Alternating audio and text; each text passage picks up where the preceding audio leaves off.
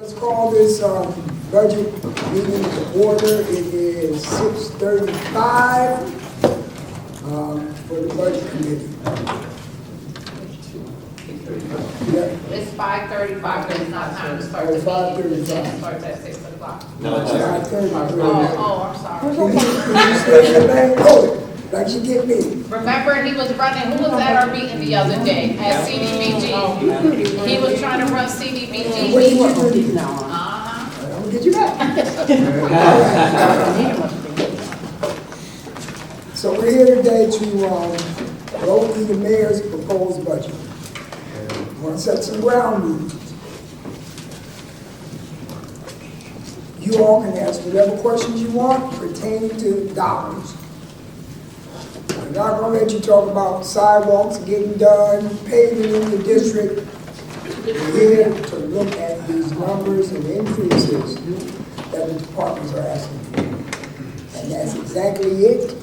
And that's how we're going to stick to it. So what we're going to do, I'm Councilman, co-chair of the budget. Go around the room and introduce yourself. Richard Keys, co-chair budget appropriation.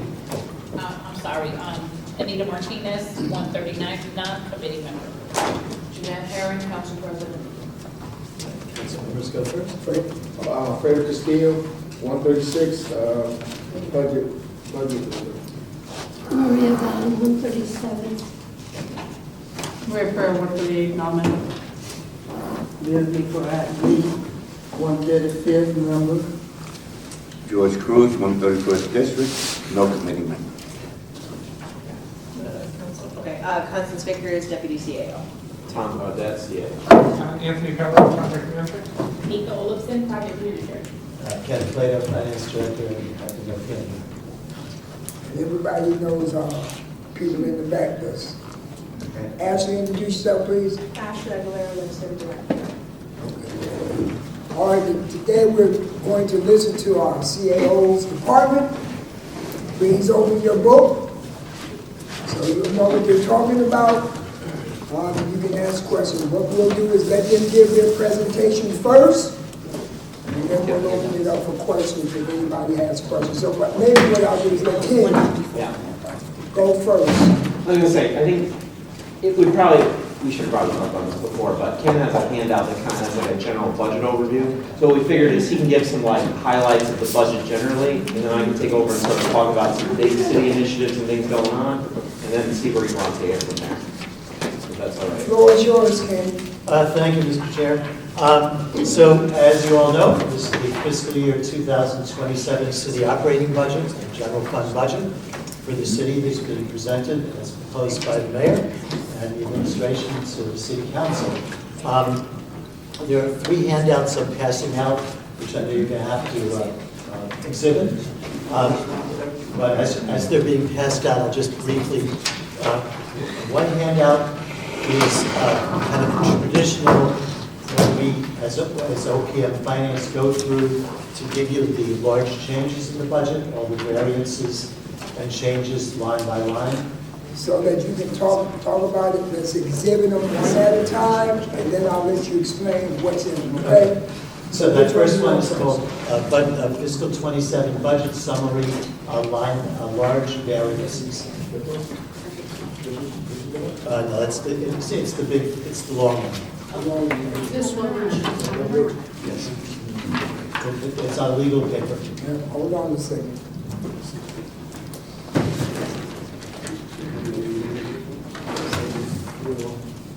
The mayor's proposed FY 27 general fund operation budget. 408, 26, -A.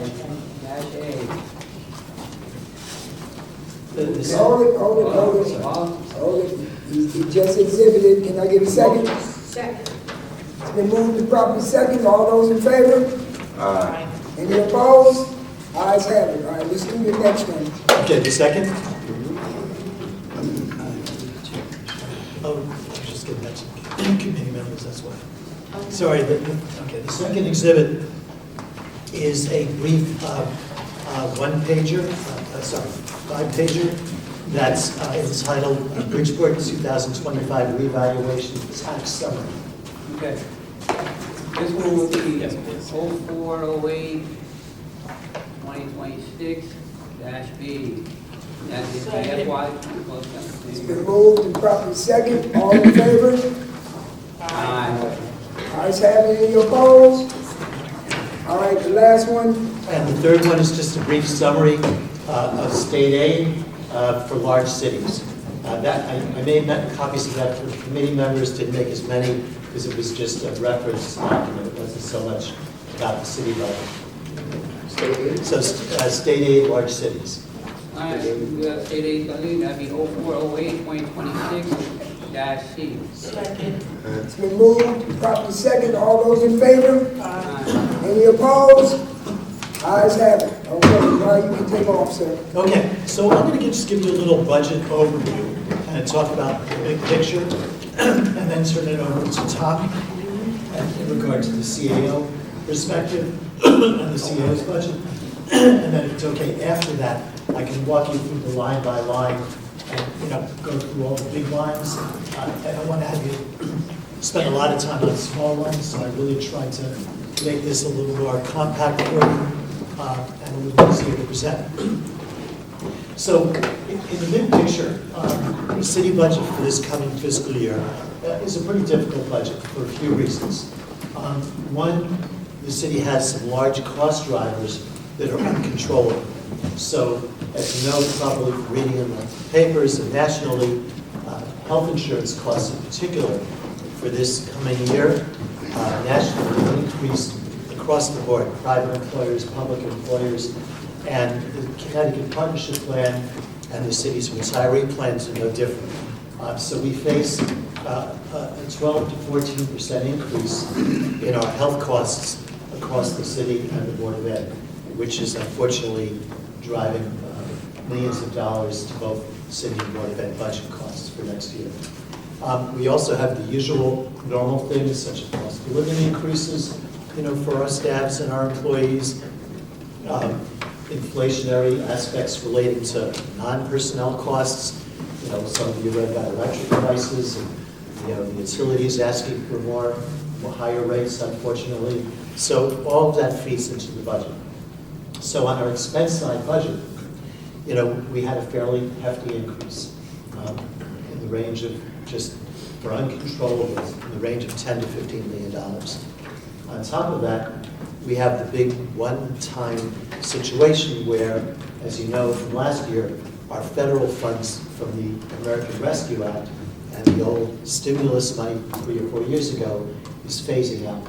So in this year's budget, we had budgeted roughly $12 million of that money, and next year there's only going to be a couple of $1 million left. So our revenue had to, unfortunately, in that budget line, reduce for next year, by around $10 million. So taking all that together presents some challenges.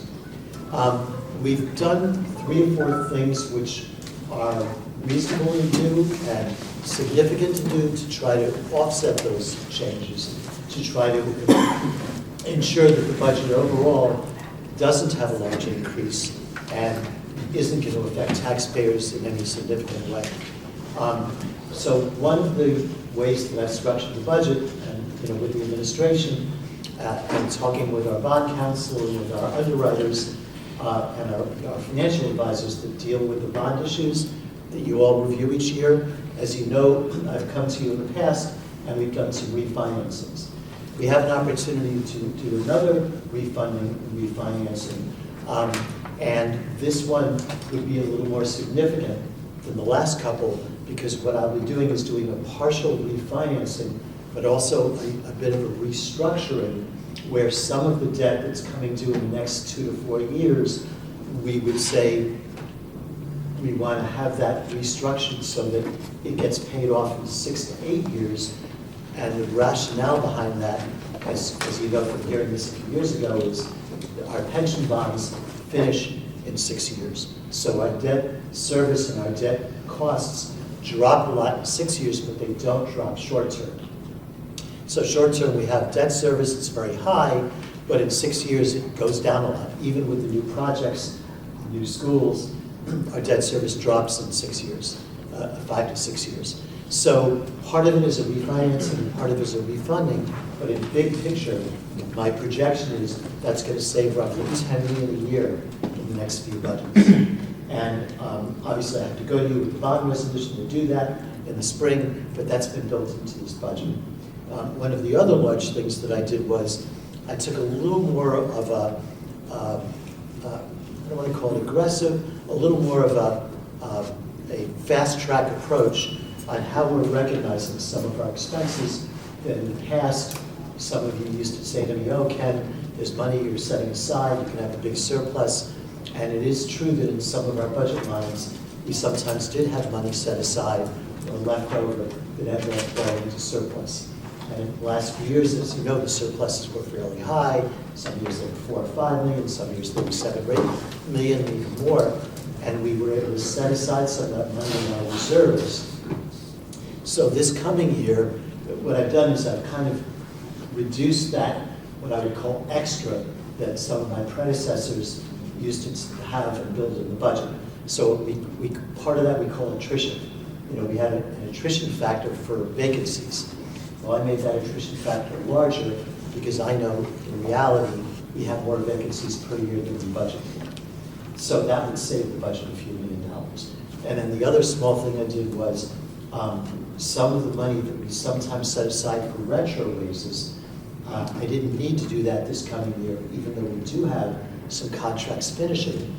And we can hopefully come to council over the next year for some of our big unions that are, you know, behind a year or two in settling their contracts.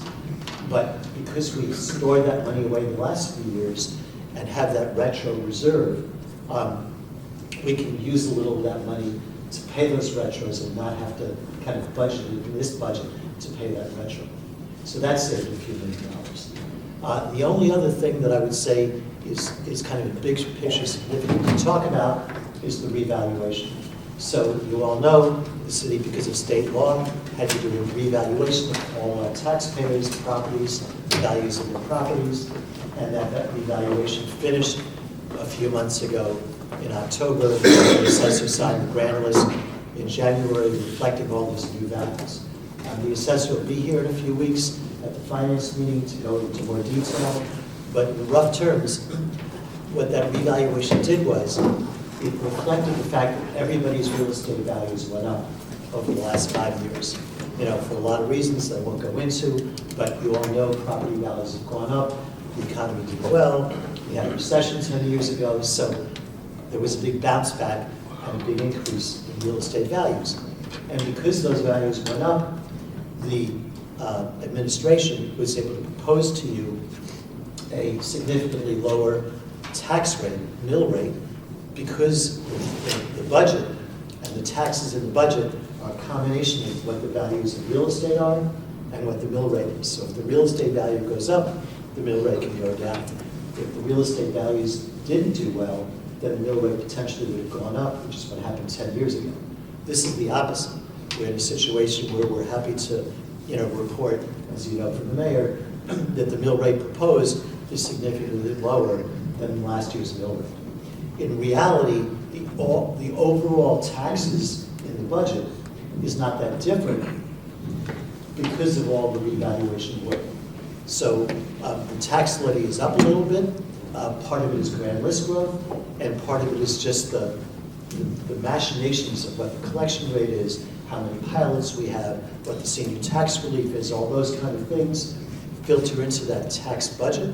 But the big picture is the reval is allowing us to reduce the mill rate. And in this budget, as Tom will probably talk more about, the mayor's proposing a mill of approximately 27.75 mils, so 27 3/4 mils. It sounds like it is a very low mill rate.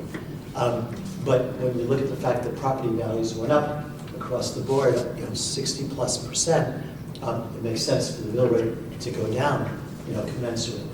And so for the average taxpayer, I think we're, compared to most communities that are having revaluations, we're fortunate to be faring better.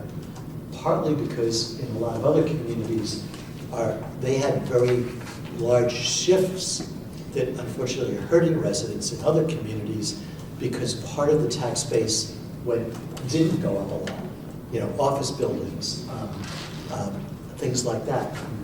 In Bridgeport, because we've been a fairly sought-after community for economic development, and I know that, you know, people still like to go for pilots and stuff, but the fact is, a lot of people are moving into the city, a lot of developers are renovating properties in the city, building apartment buildings, and so that caused the grand list in Bridgeport for the commercial and apartment buildings and multifamily to do better than most, I would say, suburban communities in particular, and better than a lot of cities around the state. So the residences that are single family, for example, ended up being around the average for the most part. You know, some people went up more than average, some people went up less than average, so some people could get a tax cut, some people will see a tax increase that's going to be larger. You know, for example, a person who owns a condo, because they did the best 5 years ago with the evaluation, their taxes went down the most. Well, this time around, their taxes are going up more than average, but they went down the most last time. So it's kind of one of those things over time that equalizes out. And again, Bill Gaffney will explain it a little more, and I just wanted to kind of give you that comment. So all those things all together allowed the budget to be relatively stable. But then we did one other thing that actually is making this budget reduce and drop in value and actually be a real budget decrease, and it's a real thing. But in reality, it's a stable budget. What's causing it on paper to look lower, and when you see your summary, you see the budget's down about $22 million. In reality, the reason the budget's down and not up a couple $1 million overall is because the city's doing something this year that the city internally has talked about for 3 years but didn't do. And I've been pushing it for 3 years, and the Board of Ed is pushing it for 3 years. We have a nutrition grant fund, and that nutrition grant fund was always in the city budget, about $25 million. Most communities never had it as part of city budgets because it's a self-funded fund. It's paid for by federal and state, some people know well, paid for only by federal and state revenue, grants, and they can only spend what the grants give them on nutrition. You know, they've never asked for money out of the general budget to pay for school lunch or school breakfast or school nutrition. So what we did was, in conjunction with my talking to Mr. Ducroix and talking to the superintendent, and all the way back to Ms. Siegel, and Nestor was in the budget office, and Frank, we were able to agree to have that budget part of our grant funds, just like excess costs is part of the Board of Ed grant fund. So our CDBG is part of the city grant funds. So it's now a grant fund budget in fund, what we call Fund 90, which Nestor set up 2 years ago, but we never formally changed it in the budget book, even though we set it up. This year, with the help of the OPM office, we've made that change. And so that is no longer, when you look at the back of the budget book with nutrition, you'll see that that budget is dropping out. So that makes our budget lower, but if you kind of assume that didn't happen, our budget would have been about a $2 million increase overall with all the changes. So I really call it a fairly stable budget, but it's not an easy budget because to get that increase to be so small meant that we did have to do some big things like do debt refinancing, you know, take some of our savings in nutrition and some of those things, which makes the budget in reality pretty lean because some of those factors that sometimes gave us extra money at the end of the year will be very tight this coming year. Okay. So with that said, when I'm a little longer, I don't know if you want time to go next, but I'm happy to do however you want to do it. We're joined by Councilman Fred Hodges and Keith Boyd, who have joined us here at our meeting. Just one question: what's in our rainy day fund? So our rainy day fund right now, it is approximately $59 million. That's what it was before. It was about $54 million. So it's about 8.5–9% of our overall budget. Believe it or not, the rating agencies and governmental authorities like the Standards Accounting Board have an average 10% that they see as a good rainy day fund for municipalities. It used to be 6 to 8%, now they're making it 10 to 12% because everybody likes trying to be conservative. I consider this a very adequate rainy day fund and think that it's the good thing is we don't have to, 5, 10 years ago, we really had to fight to make high surpluses, put more money in there because we were so low. But now if we have a surplus of only 2 or 3 or 4 million, a couple million, that's okay because we have enough for rainy day. Okay, Councilwoman Martinez. Ken, I have a question. Have we hired an assessor already? So Mr. Gaffney is still our part-time acting assessor. We had posted it twice. Civil Service did do a test twice. And unfortunately, very few applicants applied. It wasn't up to me, it was really a Civil Service decision as to who was qualified. Eric can tell you more about that, but the one person who passed the test apparently didn't have the certification and wasn't qualified that way, even though they passed the Civil Service test.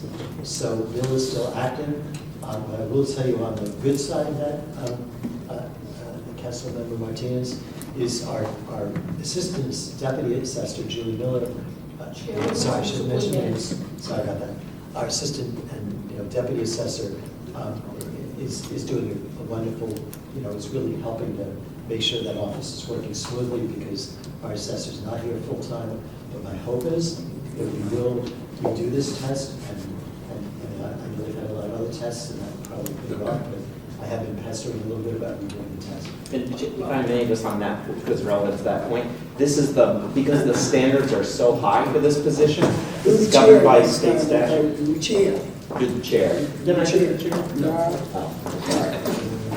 was just going to say, it's the most vacant position in all city governments across the state. This is the hardest position across the state to fill. So it's not unique to Bridgeport. Like Bill Gaffney is serving, I think, multiple municipalities for that reason. So I just want to say that. The reason I brought that question up and I wanted to know was because I don't think that the city is getting the full benefits as a whole where the properties are assessed properly and accordingly because we have a part-timer.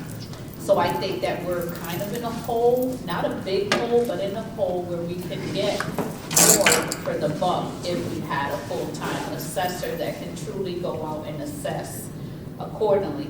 So when we cross that bridge, you're gonna show that, and I know that we talked about this before where you mentioned the way that you all pick up on it is when someone sells a property. And that's how you're able to know the value goes up. But until that comes through the books, or now that we have an active director in the building department that's going out and doing all of what they are doing, we're gonna see numbers increase because we're gonna be able to see what is being done that's gonna increase the value on the property, which will then increase the value on the assessor part of it, which, brings money to the city. So that's why I wanted to ask that question, because we've gone through years without an assessor, and I think that although the gentleman is good at what he does, and definitely the young lady is phenomenal at what she does, we definitely need our own full-time, day-to-day activity maker to really go out into the city and assess these properties accordingly. Yeah, Thank no, you. I agree. And just to set aside the appraisers, the 3 appraisers work for the assessor, and we were down to 2 for a while, and we've been losing them because of compensation issues. Judging But for we revenue, have- did we have airplanes flying around?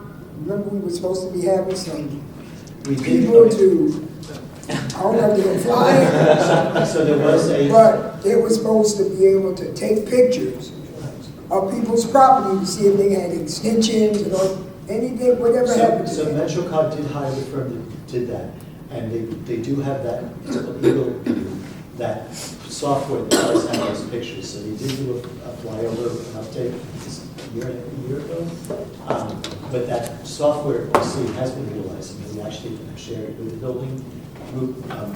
So the answer is yes. So it's not drones flying over, but it's a flyover that then gets what GIS, whatever you call it, download it so you can see property. Before Reverend Lee, Councilwoman Perry came in, and she's here with us too. Reverend Lee? Yeah, I was concerned about the property mill rate and, anyway, did you say that the mill rate has gone down, therefore the property tax is going down? I wouldn't describe it exactly that way. It's an offset, excuse me, I'm sorry. It's an offset. So the value of the property is up and the mill rate's down. When you multiply those two together, in a perfect world, your taxes shouldn't change. Right? But because everybody's property is somewhat different from 5 years ago, some people's property value goes up more than average, and so they'll see some increase in taxes. Some people will be below average, and they'll see a decrease in taxes. At the average, I would say probably, there'll be a little bit of an increase because of budget pressure, but nothing, but we're fairly stable in relation to other communities. A lot of communities are talking 8-10% because of reval, and with us, it's a much more stable picture. So no, it doesn't lead to an automatic tax drop. The only part of people's taxes that will decrease for everybody is on the car tax side. But the ironic part is because the car taxes don't wait 5 years, so car taxes every year they check. So car taxes, because our mill rate is dropping and the car values aren't increasing 50-60%, car taxes for people will go down, but that has to be borne by the property payers. Because if you save a little bit on car tax, where does that come from if our budget is the same? So it's a very complicated. It's a hard thing to answer easily. But at the end of the day, my hope is for the average person it's pretty close to break even when you add it all up. Some people will be up more than average, but I know multifamily. In my anecdotal looking at some examples, seems to be up more than average. Commercial property owners less than average. So a retail store might see a tax decrease. An apartment building is probably going to see a tax increase. Single family is more in the middle for the most part. Well, I'm more concerned. I am concerned about duplexes and stuff like that. But single family, like that mill rate, proper mill rate that went up the last time, mine was extremely high. And I'm head of household. I don't have nobody to say, okay, whatever. But I was just thinking that 1 year there should be a way that we can decrease property tax. But like the widows, they their husband gone on the blow or whatever. They have to do that high tax. And I know that that's not one of your things. I'm just throwing it out there. That's why I was hoping that we get some kind of breakdown on the mill rate of taxes or something. You know what I mean? But don't look like we get anything. Well, there are some. I'm sorry. Let her finish, please. Yeah, it looked like to me that we not get anything. Unless you can tell me for all this other stuff. I just want to know, where do my property taxes stand? What do my taxes stand? Is it going up or is it going down? I don't care how much it's, I don't care how much, what parcel say or whatever. And I know that we have to be concerned about what they say. But sometimes I want to hear that something is going down, So I'm finished, so. Yeah, and my only quick, I think when the CEO talks in a few minutes, there's a couple of ideas the administration and mayor would like to propose that will help on that score. But Tom, I think, is going to get into that. Some ideas to help reduce some taxes for some people. So that you'll hear it. What is that? Our mill rate was at 43.75. And that's been the mill rate for 10 years. Because of the reval, some properties went up, their values went up. when they lowered the mill rate to 20, he's proposing 27.75. That mill rate has never been at 27.75 since 1933. Jasper McLean. So they brought it down because they knew some people might get a bump, but you ain't getting a bump at 43.5. It's at 27.75. So they did bring the mill rate down because they knew with the reval, a lot of people's homes, mine included, the market value shot up. And I tell people, I say, listen, for 10 years we've never raised taxes. 10 years. Now, we're lowering the mill rate. Hopefully people will make out. So that's what's going to happen. Some people will get a little bump, but you'd rather pay that 27.5 than pay that 43. Right. It's not gonna be thousands. There won't be like hit you with a $1,000 bill. No, it won't be like that, brother.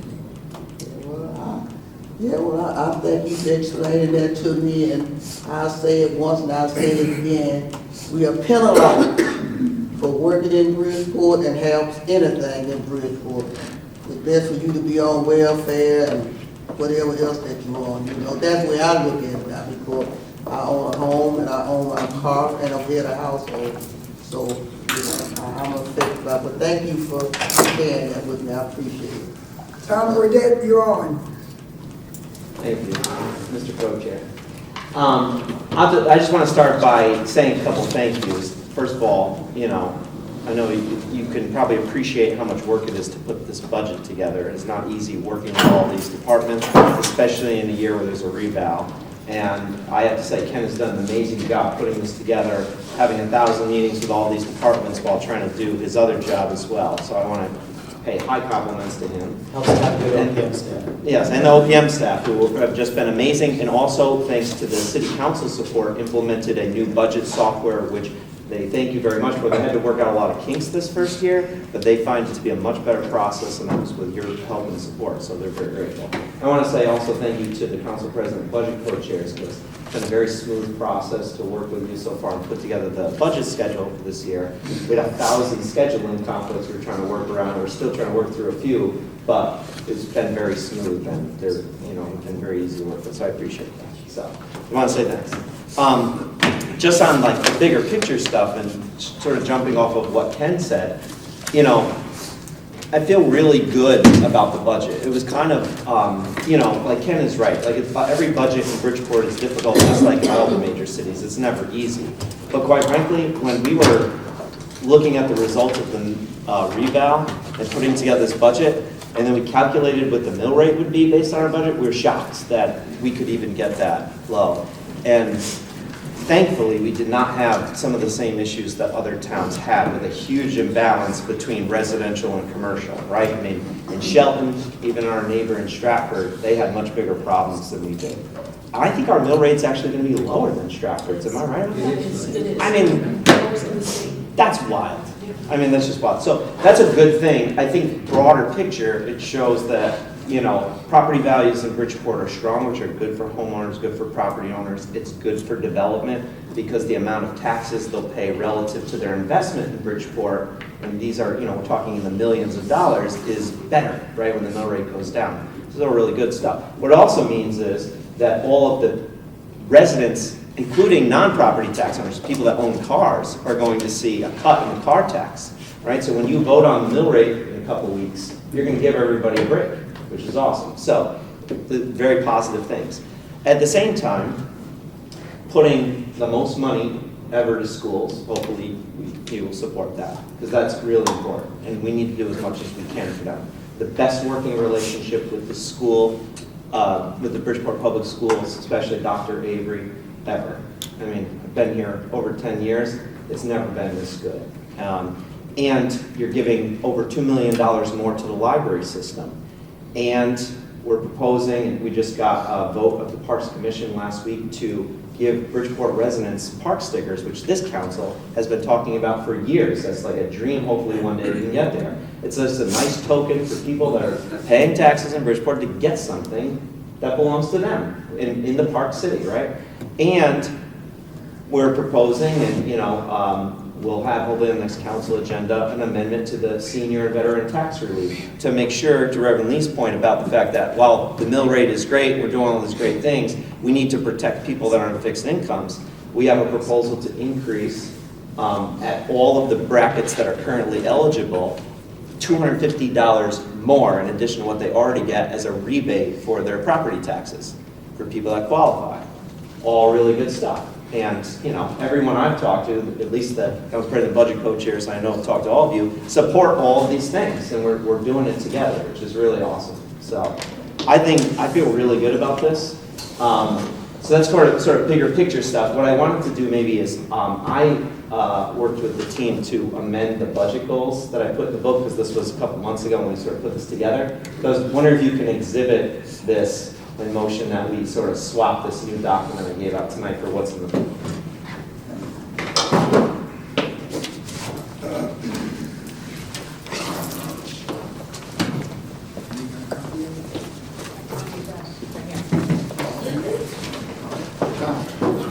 Yes. Oh, yes. It says FY 26-27 strategic budget goals, Chief Administrative Office.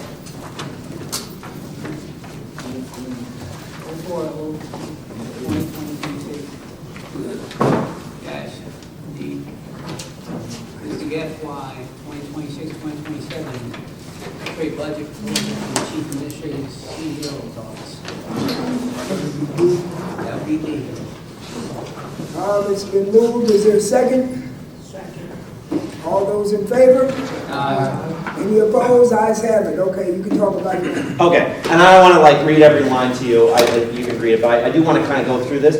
The way I looked, it's kind of interesting. Every single year that we've been putting budget goals in here, we kind of change it based on sort of what's going on. When when I first started off as CEO with this new team, we were kind of focused more on restructuring stuff. I think now we're moving on to bigger picture sort of policy goals, working with different departments to figure out where we need to sort of clean up our act and be a little better. I hope a lot of this is responsive to things that the council has asked for in the past. We have a lot of work to do still in Bridgeport, so I want to kind of hit on the things and stop me if you have questions. And I have the team here. Fred just finished about half an hour ago at the legislature, so I doubt he's going to be able to make it, but he's on his way back to Bridgeport now, so I apologize for his absence. So, in terms of economic development, I put this first because we have been working with them a lot more closely recently. The city council asked, especially last year, as part of the capital plan, to get moving on money that we were sitting on that you all had set aside for demolitions, so that you can then get ready for the next step, which is to reposition these properties. And you will see through multiple events that have happened over the last year that Ostermore building is down, the Warnaco building is down, the 752 East Main Street is down, right? What am I missing for other demos? There's other little stuff that I got demoed as well. And so, you've got a lot of repositioning of city properties.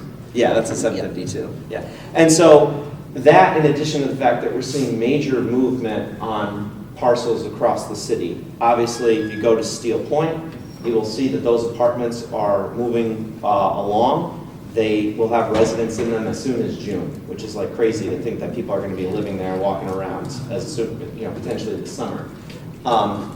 They're already looking at the next steps for the old dog track site.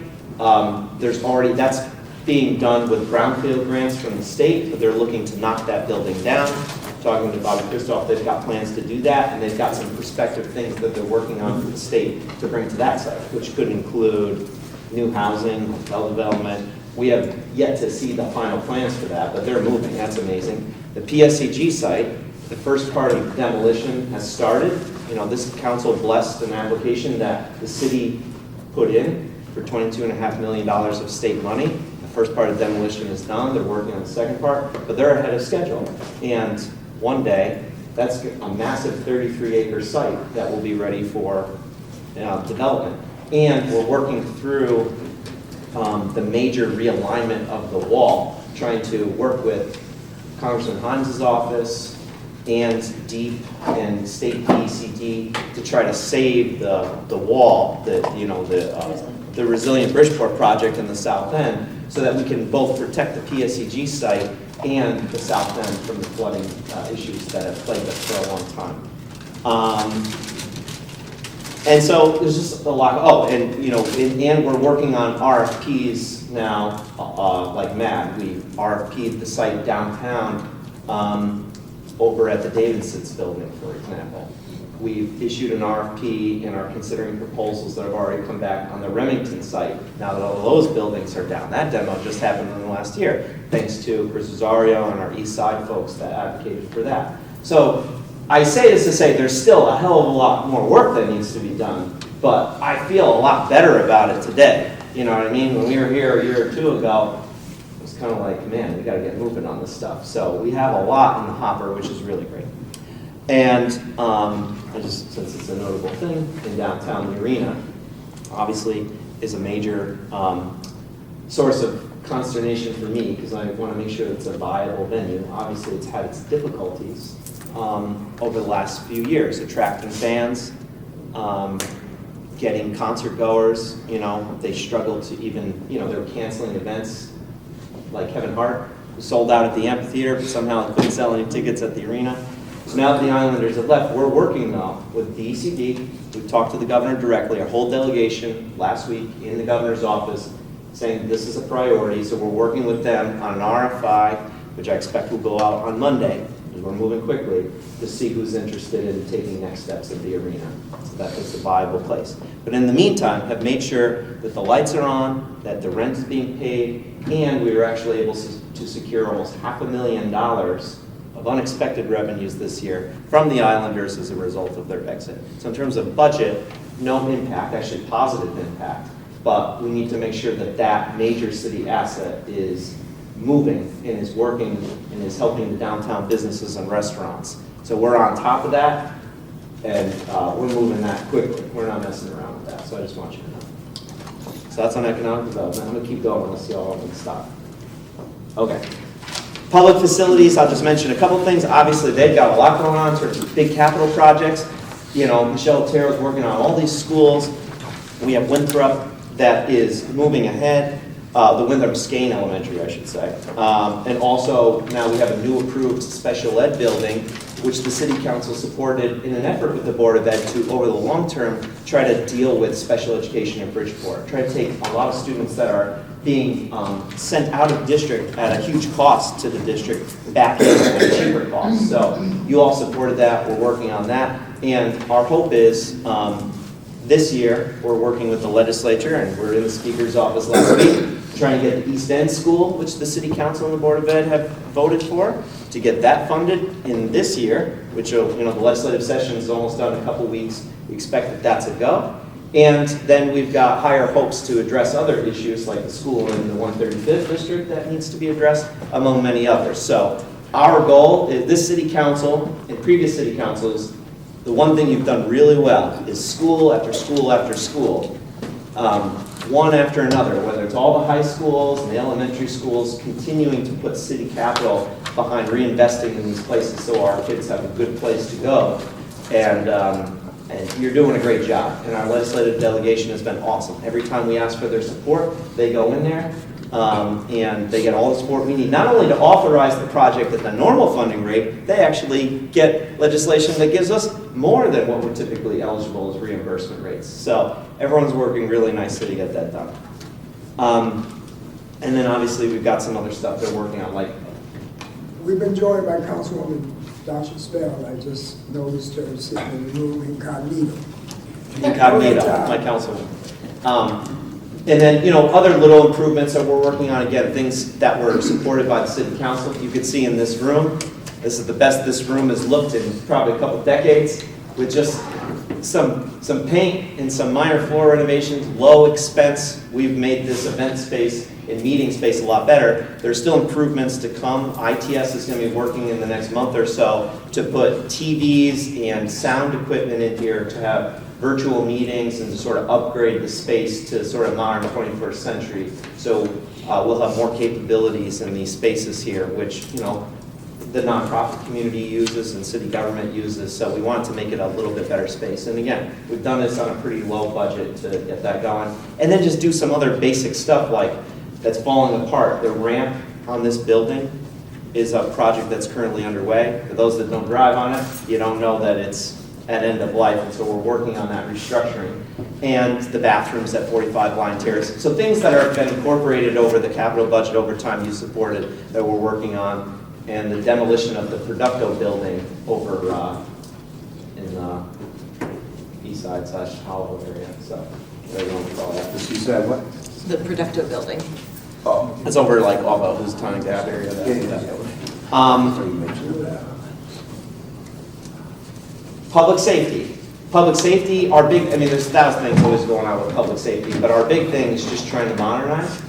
You all, I keep saying you all supported because you did. You've been involved in all this stuff. The police station, the council last year took a big step in putting, for the first time in the budget, money to fund a police station study. We hired a contractor already to begin that study. They've already met with all of the departments of the police department, the individual divisions, literally every single one, to figure out what all their programmatic requirements are. They've just begun the process of trying to figure out, okay, based on what their needs are, how much space does each division need? And then they'll take the final step of this initial process of sort of looking at parcels of land throughout the city, which will include the east side, downtown, and others, to evaluate them to see what's the best site. Both sites that are owned by the city and not, to give us a recommendation on what they think. So that's well underway, and I feel really positive about that. It's been brought to our attention again, both from the fire chief and from our friends in the North End, about the fire station on Beachmont Avenue, one of the oldest ones in the city. We are taking a big step in the capital plan this year to try to put money to begin the process of studying what it's going to take to get one of the busiest stations in all of the city upgraded for our men and women who serve in the fire department. So that's a big step that we want to support for the North End districts. Thank you. Anytime. and then in the EOC, I don't know how many people may be aware or whatever, the official announcement hasn't come out, but we'll be appointing an EOC director as of Monday. That announcement will go out. It happens to be someone who was, I believe, born and raised in Bridgeport. Is a really great guy who's been in the 911 center for a long time, has a lot of experience. And 15 years. 15 years.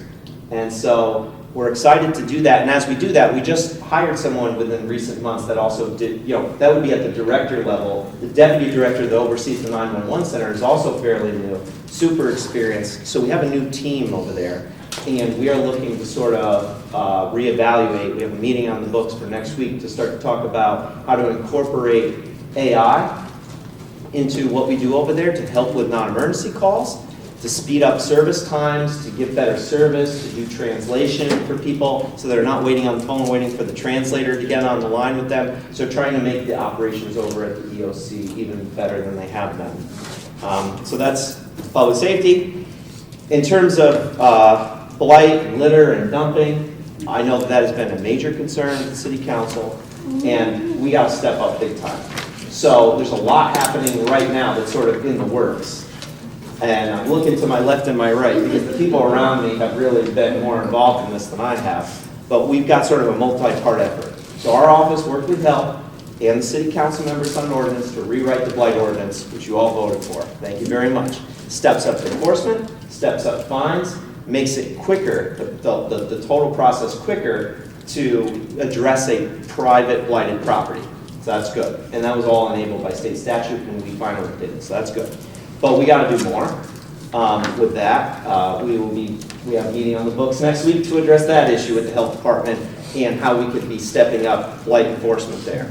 We also, Fred and Nita have been working particularly with public facilities to try to address our city properties, which need to be maintained better, and we need to be more on top of it. So Fred and Nita in particular have been working with him to utilize the blight fines that we do get to redeploy it to hire contractors using local workforce people that are helping to maintain these properties. And a new initiative, which they're also working on, and they're sort of rolling out as we speak, so I'm almost ahead of myself in saying this, is a street sweep program that would go curb to curb on major thoroughfares. We're talking starting on East Main Street and Stratford Avenue, but going through Park Avenue and all the major thoroughfares in the street. we struggle to sweep the streets because even though we've got these signs that say, you know, tollway zones and we can do opposite side parking to address, you know, a sweeping, we don't really do it. So now we're going to do it. And they have an initiative where they're going to announce in advance, okay, one day everyone on this major thoroughfare is going to park on this side of the street, the next day you're going to park on this side, and go all the way down the curb with the street sweepers and the garbage pickers to clean up these major thoroughfares throughout the city.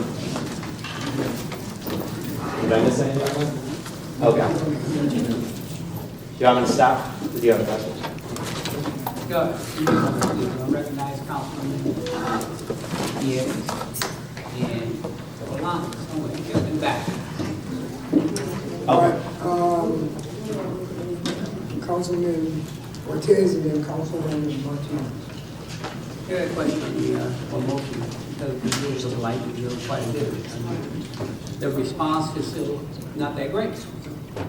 Even when you claim you did all the ordinance changes and speak up. I hear you. I agree with that. Thank you. Yeah. The response time is not that great. People want to talk louder, so we talk louder. It's not that great. There's other projects that we have on the north end, we brought up in Blight, still not been addressed. It's over a year and a half. It's different from that.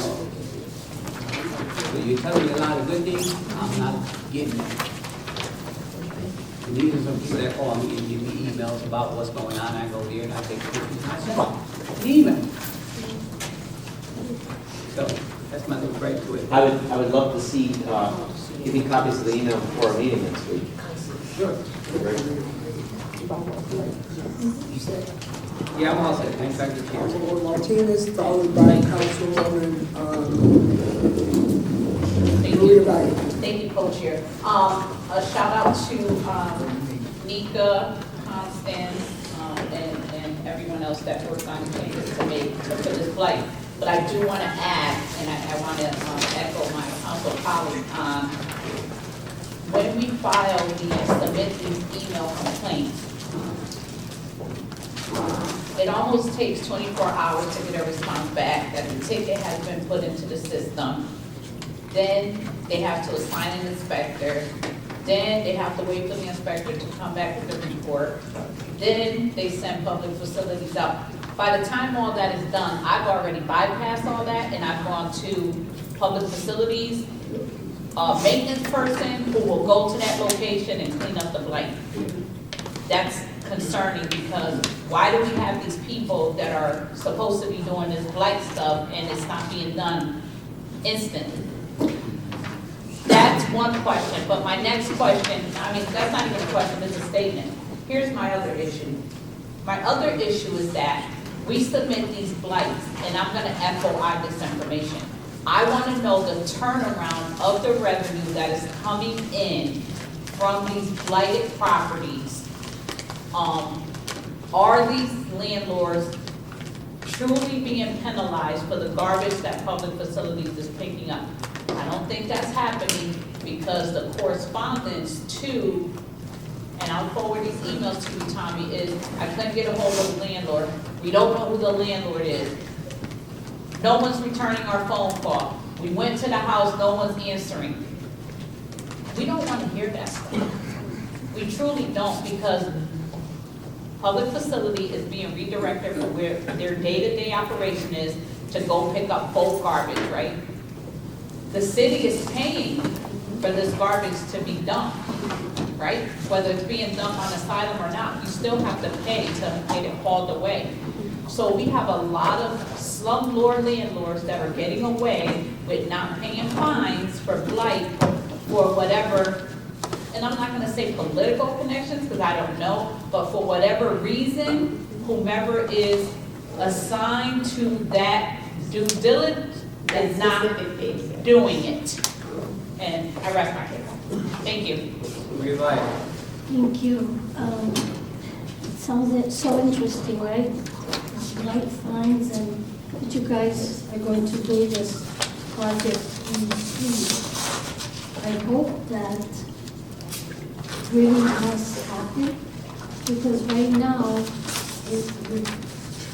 it's I don't understand. And I did request a meeting with certain individuals, and not one department head that email went to have responded with, we have a meeting this day. Here you're planning, but you're not listening, or you're not hearing what we see out there. Perfect example. Our individuals that collect trash, right? They are the same people. You didn't select one today and a different one, so they know already what's in that route. How is it, and I hope that again you can implement this here, that if Gilberto went by my house and saw the lid in my garbage can damaged, why doesn't that individual make a note, report it to whomever he needs to, so that I don't have to call and say, hey, the top of my garbage can is damaged. It should be done automatically. Really? It's a fair point to bring up my garbage can that is damaged. Yeah.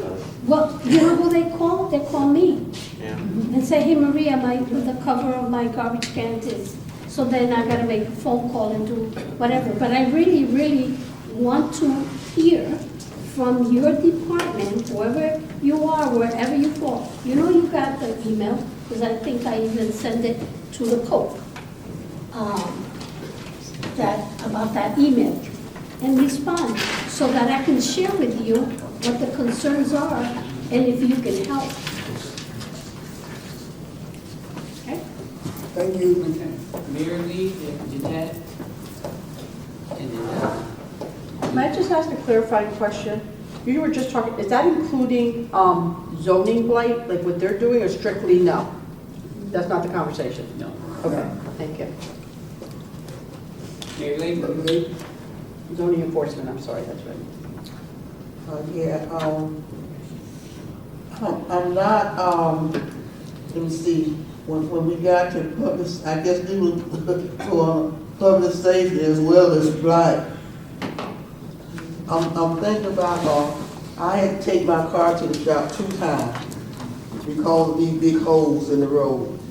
You know, I hope that that be on our agenda. It seems as though nobody listened at the council, you know, as far as paving those roads is concerned. And, you know, I had to pay $600 for my tires and alignment on my car, you know, and I hope that that be addressed this year along with, I heard, Mr. Gardette was talking about it. Thank you for including North End for the first time, and I don't know when. Thank you very much. And so when we talk about do more, then we have to follow up on that too, to make sure that what's being promised to us is done. And the ELC, did you say that they hired somebody full-time for that position? EOC, yes. Okay. That individual beginning, starting on Monday. Okay, good. Because some things in Bridgeport we need to know, especially in my district, or all over the city of Bridgeport. Because, like I said Monday night, we had a bomb threat, and it wasn't a drill either, it was real, you know? And usually it shows up on my phone what's going on, but nobody knew what was going on. I guess the principal knew, you know, but it should have been out there, the danger that we was in, because we talking about 2 schools now, you know what I mean?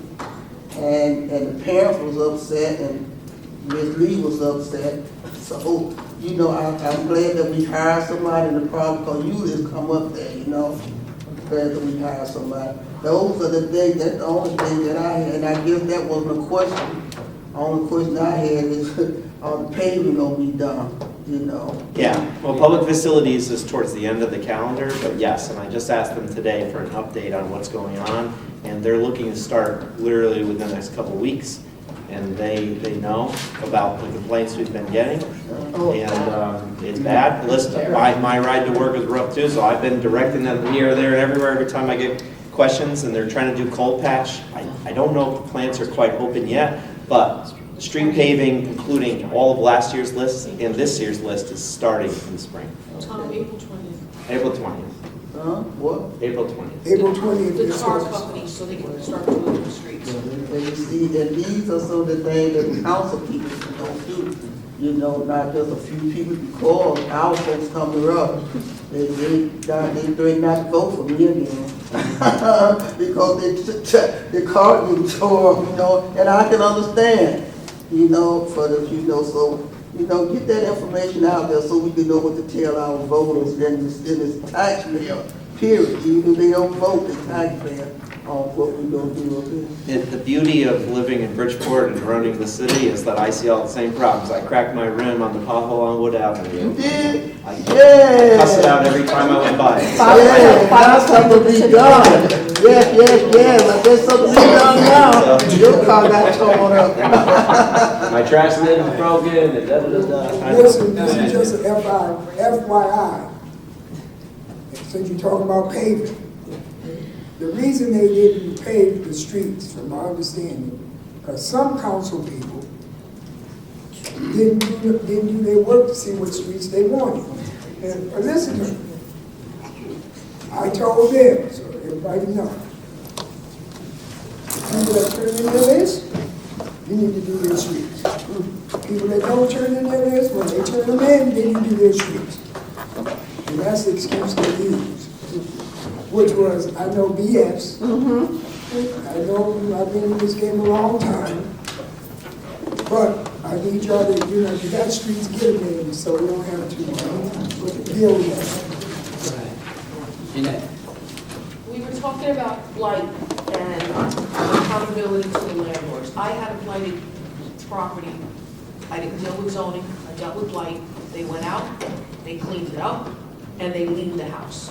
And that was automatic. So are we still doing that, or are we playing games of phone That tag? is still the process, so that's why we will not see the money that fast. Correct. You're never gonna see the money until we sell the house. Well, that's what I'm saying, because that has to be made clear, because I think people, some of us think this and some of And us. in order for a I know lien they to, need it. and in order for the lien to go, it has to go through the process of them going out there, sending the letter, that the 10-day period that's now been updated, and so now if you refer back to the new ordinance, they can get a total of a couple $1,000 on your house as a lien. The first week is $1,000, the second week is another $1,000, and then after the 30 days, day 31 is $1,000 a day.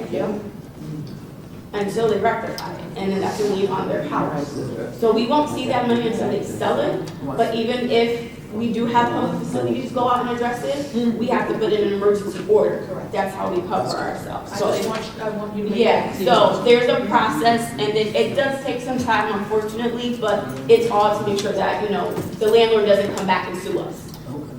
And, or, you know, give us a hard time when they see that there's liens on their house. So I went to the landlord, he complained, and 3 weeks later, he sold the house. Yes. Okay, bye.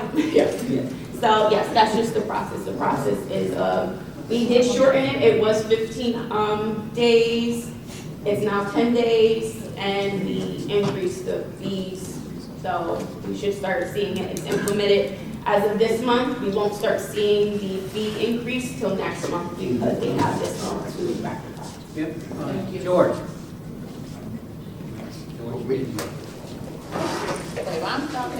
No.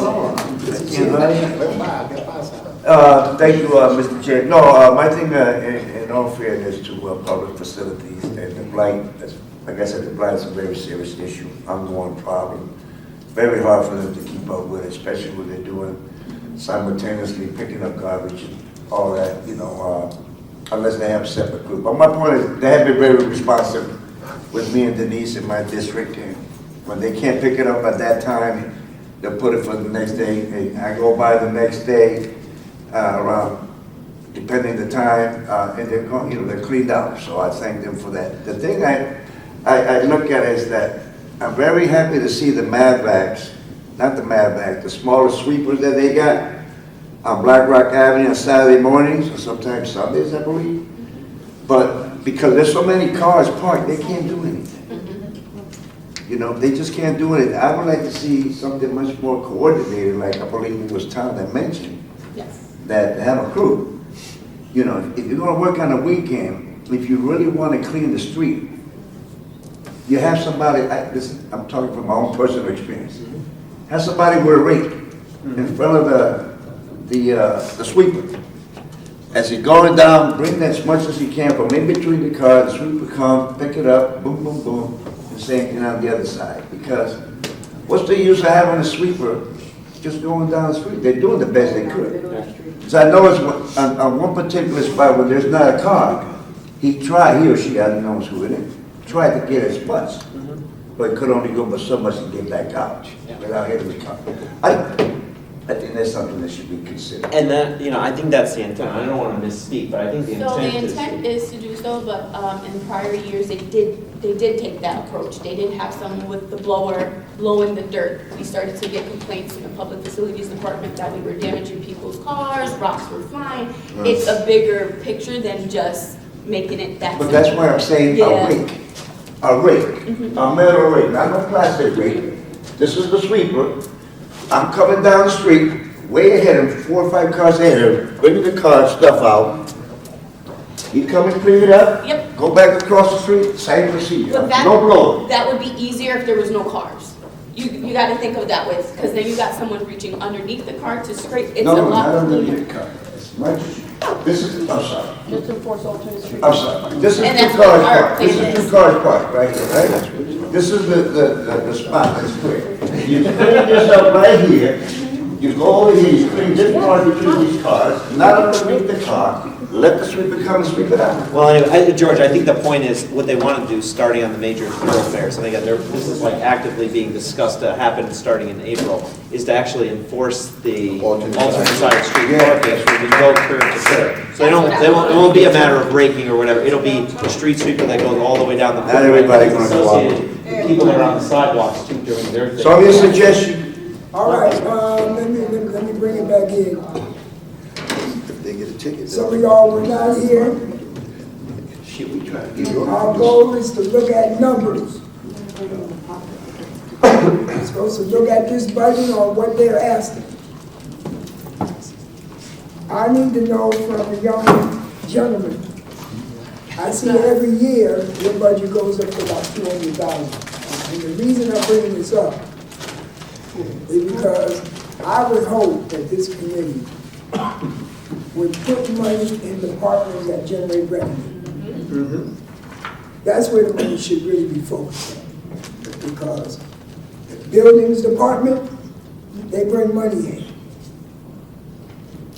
I'm not saying that the CAO's office don't do their share, but these are the questions we need to ask.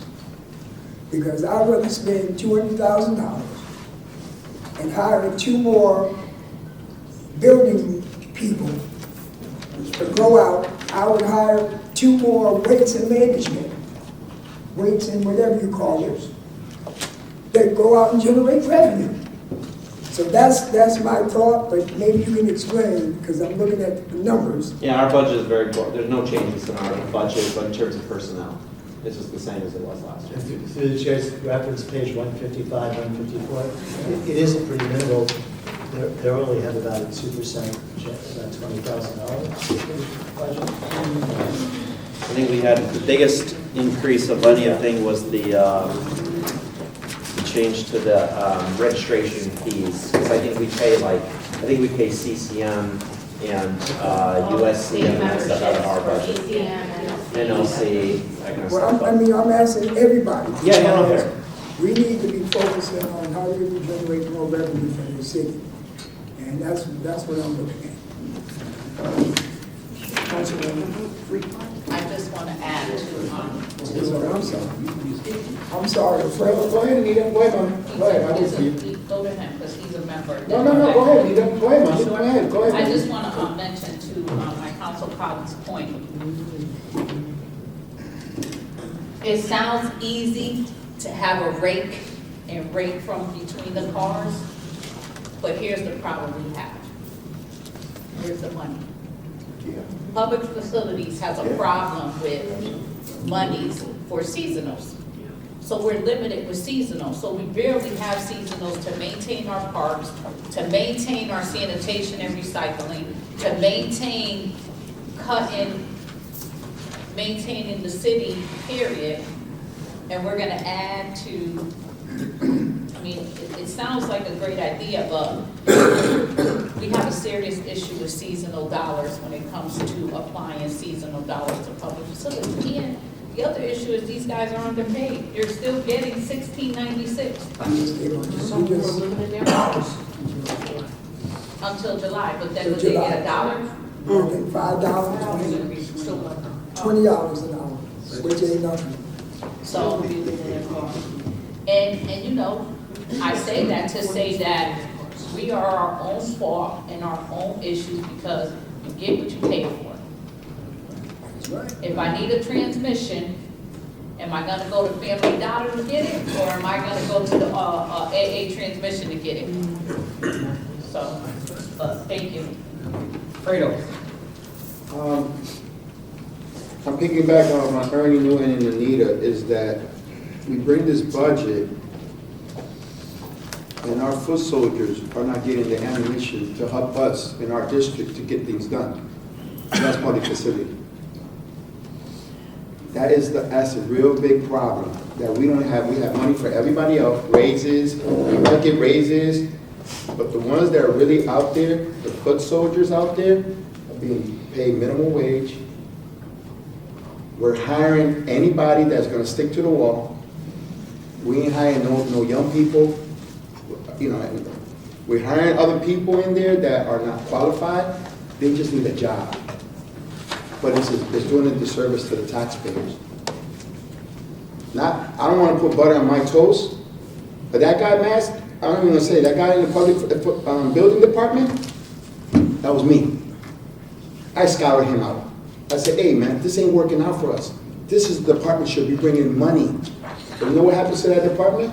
And when it brings in money, hey, thank you, we'll take this money and we'll put it somewhere else. But never give them the ammunition to do the best job they could do. Because that guy's out there Saturday and Sunday. You call that brother, he out there. Hey, I had a constituent calling me. They were pumping oil in a garage. And they'll bring a big trailer to pump the oil. I called him, he came in there, put a stop order on the house, hey, got him fines, and he said, if you don't clean this up, you can't sell this house. Like that. Thousands of dollars. And I told him, put that off and bring it to the budget to see what money you need that we can help you bring more revenue. We need revenue to help at least the public facility because we're talking about every year. They don't have nothing. That's what. Last time they didn't give them no seasonals. And they're working on, my son works in Public Works in Fairfield, 24 years old with a CDL license, making $30 an hour. You have CDL licensed workers here that's been here for 20 years, making $24 an hour. Well, through the chair, if I can just interject one good thing, I hope, facilities made a very strong case about manpower, person power, and in this budget, as I go through the detail, you will see, we actually, while I really felt we couldn't have, tight budget, we couldn't just seek to add workforce, but in facilities, we have 5 proposed positions, 2 maintainers, 1 park, 1 mechanic, various areas to try to help improve, I'm just saying, improve a little bit, and I did throw some more seasonal money in because they have been overspending in seasonal. What I'm trying to say, we're spending money in other departments. Right. We don't even have a mechanic. We're outsourcing our work out to other mechanics, and we can't even do our own work. And it's like, what are we doing here? This budget, it sounds good, but I need some results. If you want me to, if I have to cut positions from here to take money to give it to the people that are doing the work, I'm gonna find it in here, and I'm gonna prove the issue. This is the problem. So I'll just say, to your point, Good chair. I agree. Hey, Chair. I was like, where did Ernie go? I didn't notice he left, so here we go. Hold on. Hey, Chair.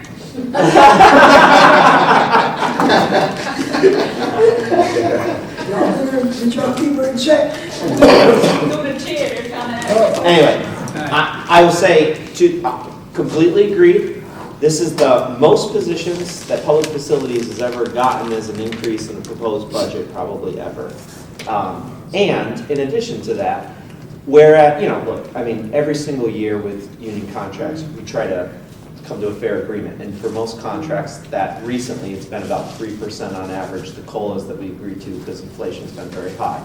But I personally got involved in the 1303 contract for that very reason and asked them to come to my office to deal with a 2-year stalemate to end that. And I heard them say some of their lowest paid people can't make ends meet and no one wants to work here because. So even though it costs us money, we agreed to the highest increase on the next, over a 4-year contract that union has ever seen, which includes over time about a $5 increase. And in addition to that, got rid of, they had 7, most positions had about 7 steps to them, literally eliminated the first 2, step 1 and step 2, got rid of it completely. So everyone, the new step 1 is now what used to be step 3. So everyone's base salary starts more and their annual increases go up more. So I agree with you completely, and we've tried to, within reason, try to address it. Yeah, I just want one more question on the same point. I know. Through the chair? No, but you have, the Reverend Lee gotta go, you have that one.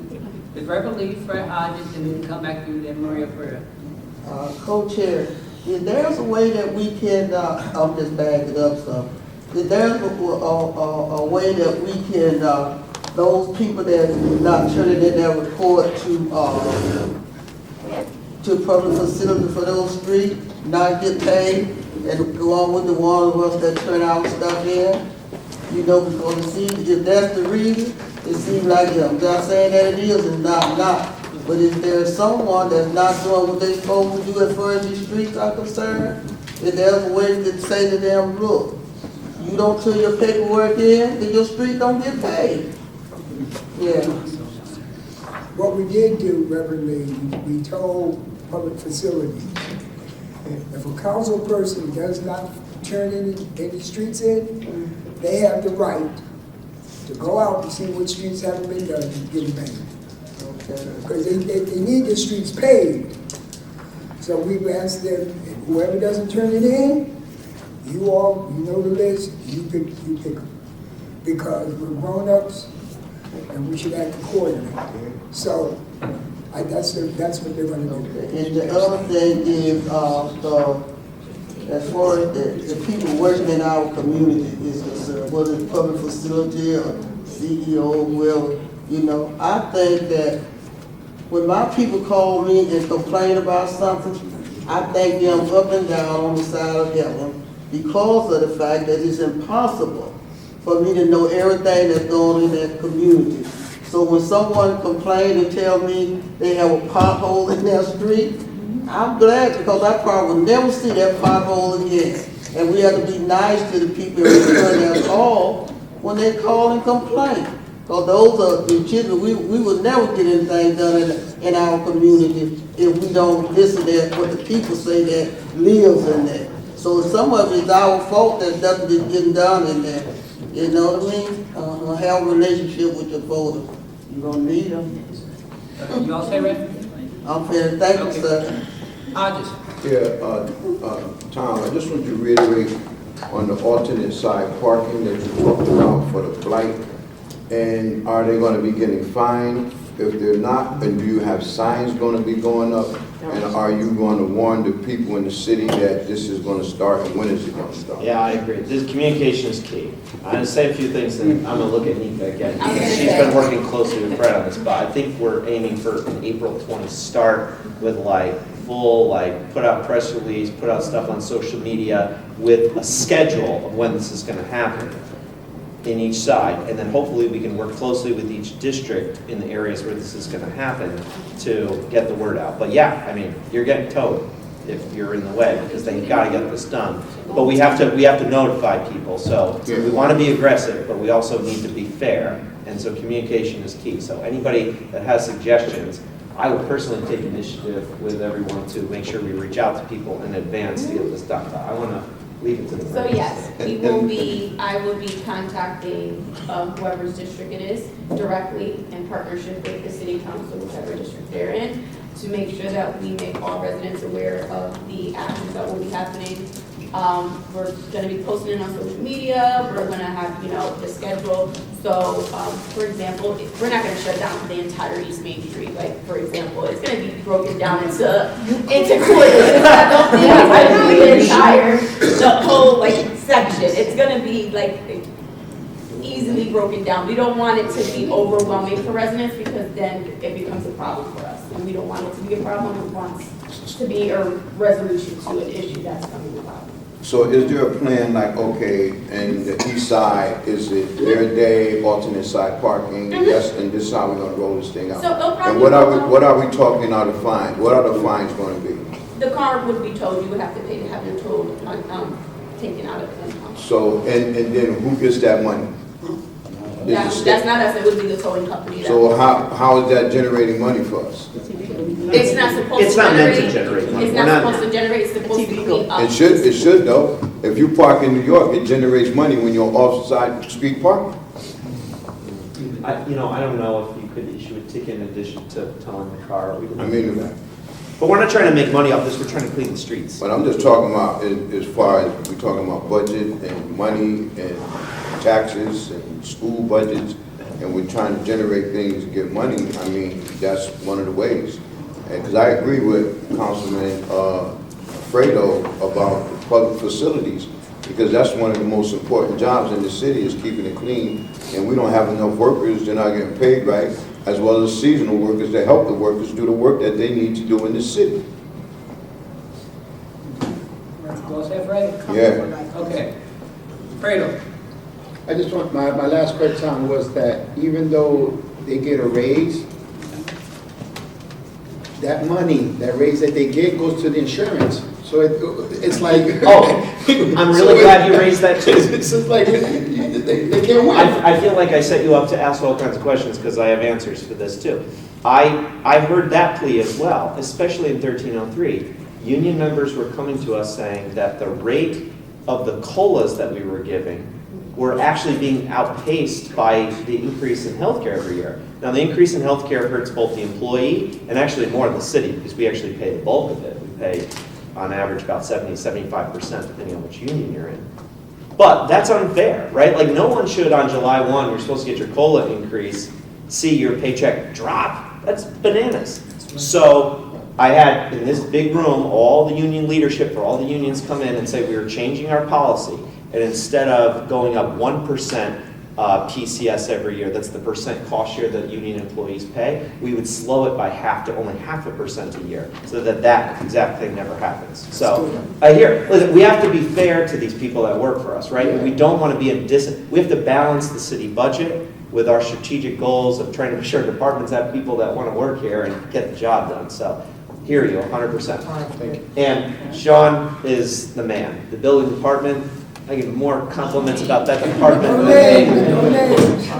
Sean Massey is the best building department director in history. Okay, I gotta say that. That's my one violation for this budget season. Okay, so because we were on the topic of blight or public facilities, many people on social media and personally have asked me about the pickups for dumping.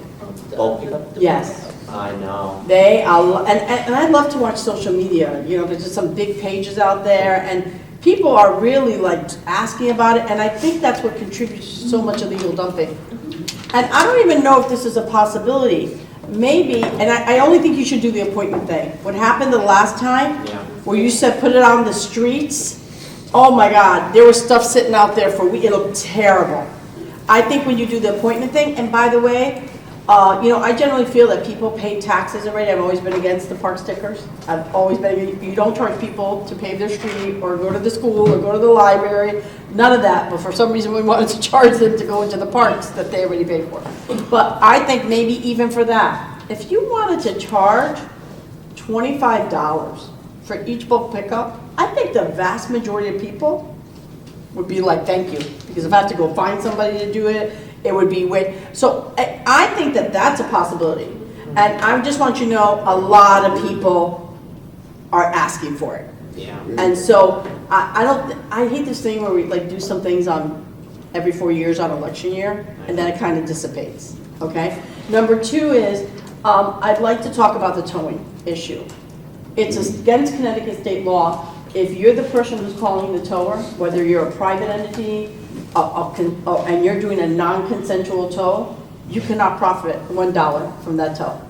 And that's purposeful, so that there aren't kind of scams and whatever.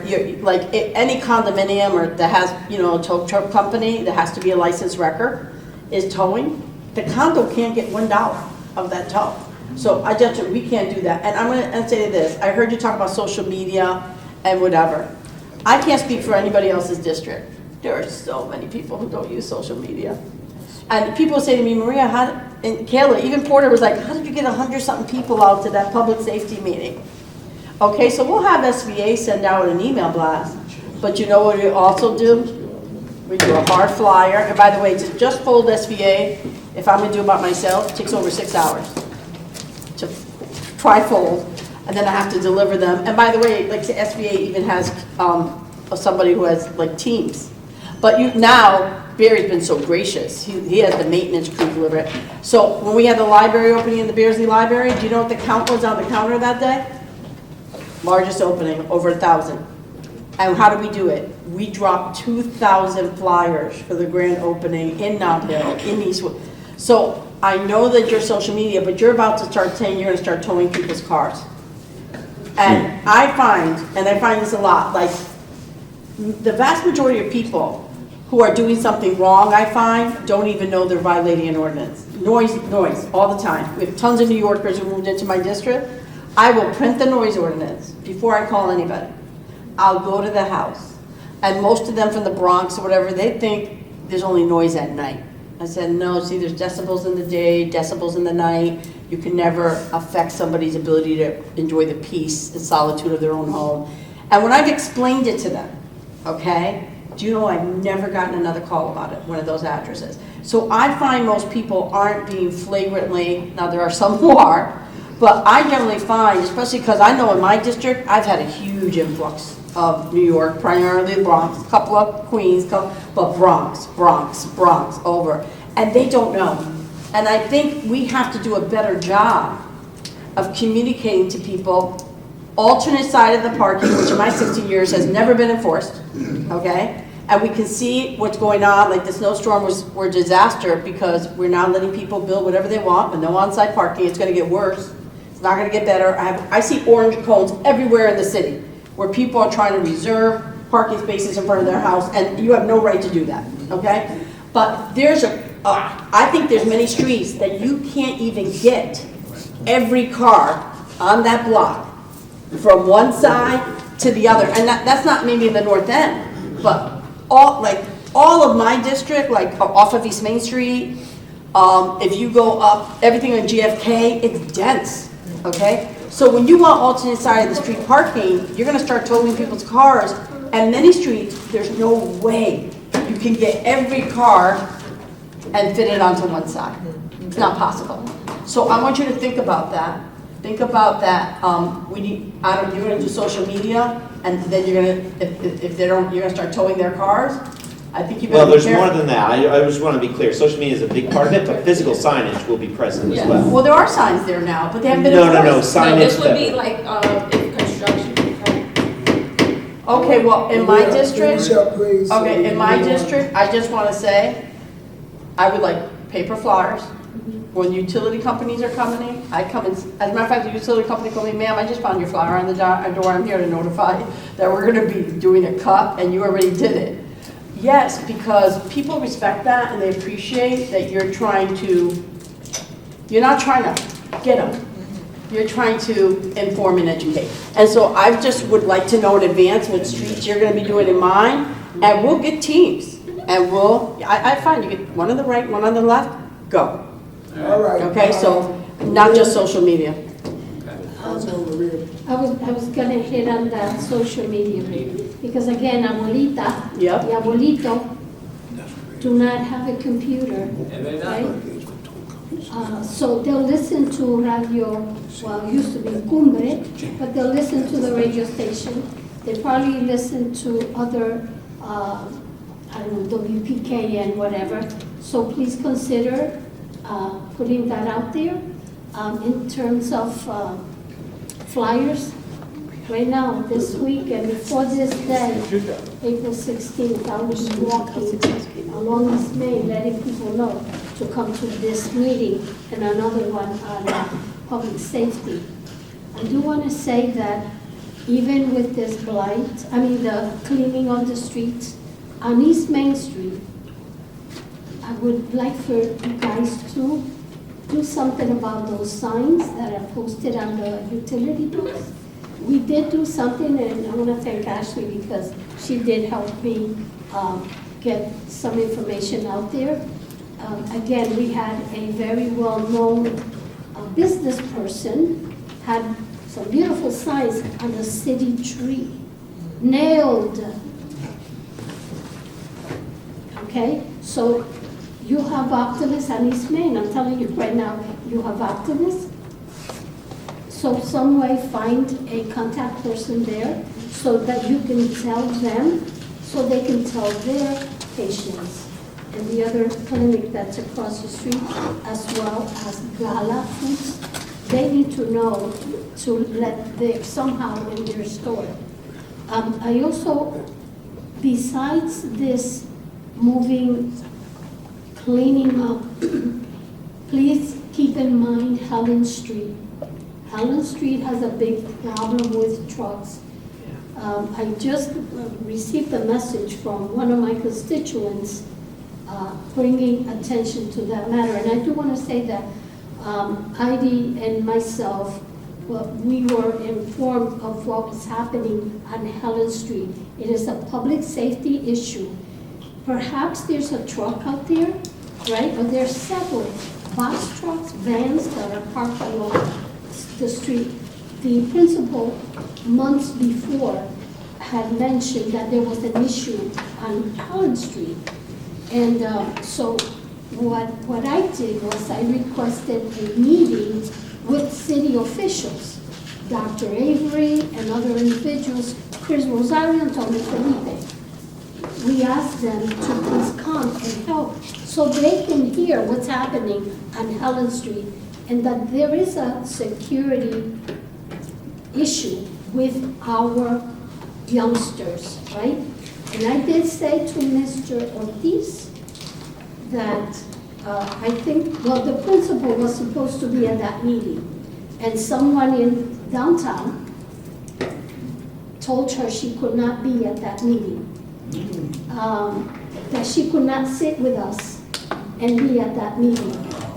So we got there, and she says, I can't Maria be at the meeting. So I called Dr. Avery. He was not available. Then I called Mr. Ortiz. I had conversation with Mr. Ortiz, and I did tell him that, hey, this is an important matter, public safety of our children. And he says, Maria, somebody higher up said that could not take place. The principal could not speak on behalf of the city. I said, she's not speaking on behalf of the city. She is letting us know her concerns for the safety of the children. I did say to Mr. Ortiz, the people that are making decisions and pointing fingers do not live in Bridgeport. So they need to go and take this center and bring it to their side of town and see how they like it. That being said, Chris Rosario was with us. Ivy Nieves could not be there. Chris Rosario, because of what was happening, called Anthony Paulero, correct? Called Anthony Paulero and asked him to help in this matter. So if individuals did not get information as to what happened, didn't happen, Chris Rosario made that phone call to ask Anthony to help us because we needed the principal there. The outcome of that meeting was very sad. because again, we didn't have the information that we really needed from the principal. But Anthony, I want to thank you for showing up there, and I don't know what you did or didn't do, but I want to thank you for coming up because the principal needed that extra help from someone in the city to, again, identify and find a way how can we help our youngsters. So please keep that in mind. Those trucks on Helen Street is a public safety for our children. Put it somewhere where you can also tow them away if need be. All right, Thank you. let me try to get back on track. We should have done this. I want y'all, as much as possible, please keep it to dollars and cents. Y'all can meet with them on the side after the meeting. That's what we're here for, to talk about dollars and cents. All right, let's go. Okay, What is left? Councilman Martinez? And that'll be it. Well, I'm gonna talk about the dollars and cents that have to do with what, the blight is pertaining to. So, because I live here, I air hustle, so 2-week notice is gonna be provided for the districts that are gonna have this cleanup. So as elected officials, it's our responsibility to as well communicate with our constituents, not just public facilities. They're gonna post signs 2 weeks in advance. So I believe on the east end it's gonna be April 27th, Yes. if I'm not mistaken. So from yesterday to April 27th is our responsibility as the council people to start notifying our constituents. They will post notices on the poles of the areas that they're gonna be cleaning, letting them know to please no parking such and such a day, similar to when they pave and redo our streets. So as elected officials, we should as well take on the responsibility of doing the notification, not just the city. And they will post it on social media. Whatever school is in the district, apparently they're gonna send, it's gonna send, you know, it's gonna be on the school. Yes, so it's gonna be a lot of communication that's gonna go out, which is great. So there shouldn't be anything that should be missed. I just wanted to add that. Okay. All right, Ken, let me see, Ken or? Thank you. Well, through the chair, I was going to take 15 minutes. to Anything do else you some- need to bring to our attention that we need to know before we close this meeting? Yeah, but I thought if it's okay for just 15 minutes. I already gave you the overview at the beginning of the meeting on the key drivers and the key things we did to try to balance the budget. But I thought I'd just walk through 10 or 15 of the items on the handout with all the specifics of each individual budget line, wherever all the changes were made, just to make it a little easier for you when you go through the budget book. So the 4-page handout All right, with all the budget lines. Okay. So I'm not going to go through every one because a lot of them are self-evident, and I know you're going to go through when you go home. But I did want to just check off some and mention them just so we're kind of all on the same page as far as some of the big increases, the big decreases. So on the revenue side, as the new members, what we always do is we lay out revenue increases, revenue decreases, expense increases, and expense decreases. And eventually, at the end, when you vote on the budget, you vote it, that's what the charter requires to vote in those categories. So on the first page, which is our kind of variances on revenue increases, I already covered the grand list, the mill rate, and everything. But some of these are just offsets. So where it says permit revenue higher, like building fees, there's actually, it's really adjustment of budget lines. Some of their budget lines, they were booking revenue to one line, but they weren't booking it to another, so I tried to true it up. So you'll see about $1 million of building fee increases, but on the reduction side, you'll see about the same amount going down. So in reality, overall, the building permit fees are projected up about $200,000 or $300,000. And they've had some very, very strong performance on the building fees, but I can't guarantee that that'll materialize every year. Similarly with state aid, there's a few state aid budget lines that are going up a little bit, but there are others that are down, and it's because of the way the state defines their formulas. So net, year to year, the state aid to the city except for the Board of Ed, the state aid to the city actually is a little lower, about $1.5 million lower than it was last year, not because the state cut us, it's because last year when we finished the budget, we didn't know what that final state budget was going to be, and we estimated about $1.5 million more of hopeful new state aid that we got. So this just right sizes it to what the governor's proposed budget is, and the word I'm hearing from Constance and others is that it'll probably be pretty stable on the city side. On the school district side, there is a $2 million increase for special ed aid, and then hopefully the delegation and the administration's working really hard to focus on school aid for the school district as big picture because of the issues ahead. And, if you wish Constance to address that for a few minutes, you could, or at the meeting when we talk about the Board of Ed, I'm sure they'll be talking about that. But there are a couple of new, not big revenues, but they're new ones. The fire department proactively created a new program where they're going to be actually doing offering training services to recruits from other cities and towns, and they're charging a fee, and they have demand for that because there's only a limit on training centers. So they're projecting about $60,000 a year in new money from these fees. The Jewish home, Mosaic, we just got some additional fees that the council pushed hard for their pilot payment. I am hopeful that the cannabis tax is going to keep expanding as the facilities there increase, so I budgeted a little more there. But other than that, the revenue is relatively stable. The mill rate had the grand list growth, had the adjustments relating to reval, and also had the library, $1 million that had to be factored in because the library is getting about $2.3 million of additional budget money, which comes from our taxes to the city. Offsetting, I'll go through quickly and then there's questions, but offsetting some of that, we have the ARPA money, federal money, as I said before, is dwindling as we're finishing spending that program out. So we had to reduce that budget line pretty significantly. We had the sound on sound.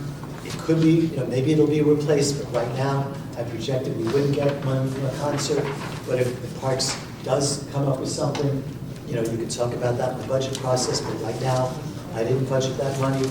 I did budget an increase for the golf revenue, because the golfers, number one, Sean and I requested our fees are still the lowest in the region, so they did up the golf fee $1 a round, but we're still very well priced, the demand is there, and the golfers seem to be accepting that, so that's built into this budget. The thing that Tom mentioned about having the passes to residents for Seaside and for the beaches to not be charged this year. So that's about a $300,000 difference in the budget. The reason it's not higher is because we still get a lot of revenue from our non-residents from around the state and coming up from other states. There's a big demand for, beaches in Fairfield County, from, New York area, from upstate and the rest of it. So, so net, the parks fees are not a big hit on the budget. I reduced the line for sale of real property the last few years. If you remember, the council was kind of grumbling about how much we were budgeting for sale of property, but there's a strong likelihood between Bassett and some of the other sites that we will really get some money in this coming year versus having a number that's not going to be justified. So I made the budget more lean, but I feel really comfortable that will be realized. And then we talked about the nutrition fund becoming a grant fund, both the revenue and expenses, not being in the budget. So those are a few quick things on the revenue side. There's individual line by line things like a new pilot that came in, or came out of the tax levy. Went into the tax levy because it expired, but another new pilot, is being added to the pilot list. There's some small changes like that. If you jump to the 3rd, 4th, and 5th pages, I'm just going to go over about 10 items. I did want to highlight where departments made what we thought were very strong requests for personnel, and we did try to, as best I could, try to honor some of their real priority needs where they felt and where they have really good documentation to justify those meetings. So you'll see a couple that were charter related, city and town clerk. There's some, you'll have to explain it to you, but there's some increases for a couple positions in each office. You'll have to review them when you review the budgets to decide if you approve them or not. Those are proposed in the budget. There's a new city, one new associate attorney. Taisha will explain. She is reducing the contractual line for outside services, to offset part of that cost. So net, it won't be a big increase, but she is asking for one full-time and reducing some of the outside service that she had, that some people, remember, that was a bit criticized, some of these outside contracts. So she's trying to make that work efficiently. On the health insurance, you'll see dozens of lines, health insurance increase, health insurance increase. Unfortunately, overall, the health budgets are over $5 million more into the city budget because of the just big increases in health insurance around the country. And unfortunately, on the Board of Ed budget, on the Board of Ed budget, they have a similar problem. We're going to have about a $5 million increase in health insurance. On the benefits, our pension plans, one of them did better with the actuary, the police actually pension. We over budgeted last year. They came in well with last year's investments. But the Plan A did require another $500,000 to be budgeted for that, the oldest plan, for the oldest retirees. And some of you remember that's our least funded plan. So we did have to, that's a state law for the 2000s that requires us to put in what the actuary recommends. So we have to budget it even if we don't want to do it. The police department saw a few new positions. You know that I'm always worried about police expenditures and overtime, but I did end up agreeing to one lieutenant. So net of all their positions, they asked for about 5 or 6 positions. We recommended one new position at a lieutenant level that we could look at and decide whether it should be lieutenant or sergeant in the officer. That's what's in the proposal. And also they asked for one more clerical, and those are in the budget. There's a request, if you jump to the 4th page, this is getting into what Councilman Castillo asked about. I'll just kind of quickly walk through some of the add-ons that we're recommending for facilities. We're requesting one additional mechanic, 3. We're requesting an additional custodian, 4 maintainers. 2 would be in the road authority, getting this right, 1 in the maintenance facility, maintenance areas, and 1 in the parks area. So overall, there are about 7 positions in that area. They did eliminate 1 position, the person who transferred and got a job in another department, and they eliminated that. They are offsetting that with a few recommended reclasses, but net there's about 6 new positions being recommended in facilities.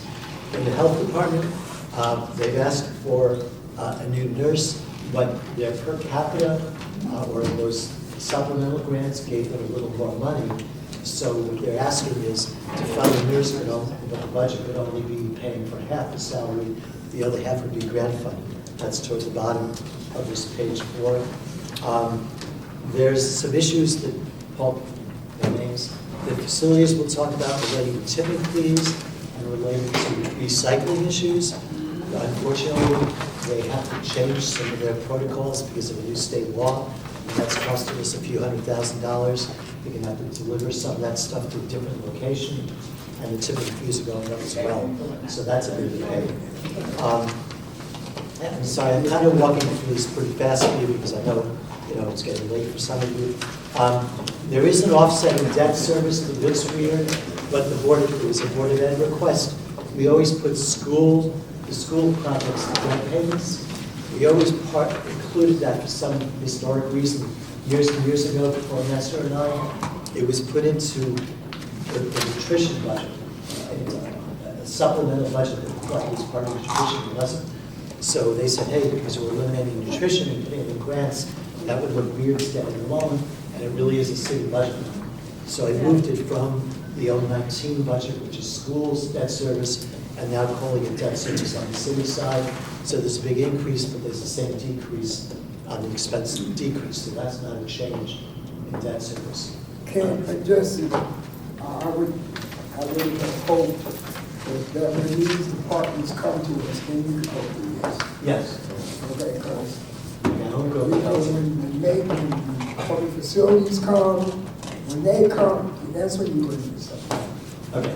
Okay, so Yeah, good point. can you do that for me? Okay, because when they come, you want to repeat the same thing over. Absolutely. So the only other quick things are, I mentioned the one. It's